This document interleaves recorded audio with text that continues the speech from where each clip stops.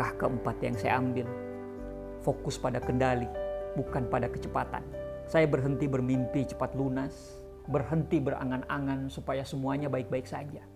Saya ganti dengan target yang konsisten, sedikit demi sedikit, tidak instan, tapi pasti. Saya atur ulang hidup saya kurangi hal-hal yang tidak penting, saya fokus pada menambah penghasilan. Saya sadar satu hal penting, hutang tidak bisa diselesaikan dengan emosi, tapi hutang bisa diselesaikan dengan disiplin. Pelan tapi sadar, lebih baik daripada cepat tapi panik. Langkah kelima yang saya ambil adalah saya kuatkan mental saya, bukan sekedar angka. Di fase ini saya mulai menjaga satu hal, yaitu ketenangan batin. Saya berhenti membandingkan hidup saya dengan orang lain. Saya berhenti iri dan berhenti merasa tertinggal. Karena setiap orang pasti punya waktunya sendiri. Dan fase hutang pada saat itu bukan hukuman, tapi pelajaran. Saya belajar lebih bijak, belajar lebih rendah hati, belajar lebih tanggung jawab. Hutang bisa menguras dompet, tapi juga bisa membentuk karakter kalau kita selesaikan.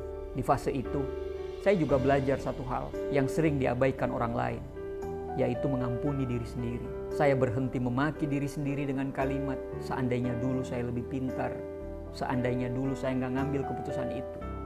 Karena penyesalan yang terus dipelihara tidak akan membantu untuk membayar hutang satupun. Ia hanya menguras energi yang seharusnya dipakai untuk bangkit. Saya belajar menerima kalau saya hanya manusia biasa, pernah salah, pernah ceroboh, dan pernah terlalu percaya diri. Dan itu tidak apa-apa.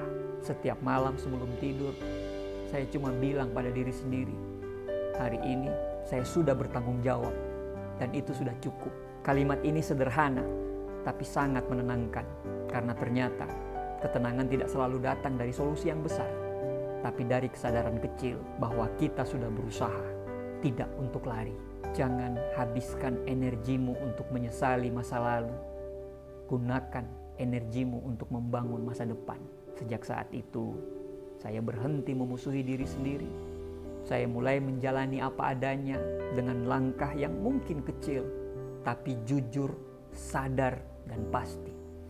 Dan dari situlah perlahan, bebas pikiran itu mulai terasa nyata. Bebas pikiran itu mulai datang. Saya tidak langsung kaya, belum langsung keliling dunia, tapi saya mulai merasakan tidur yang berarti. Telepon masuk, saya tidak lagi panik.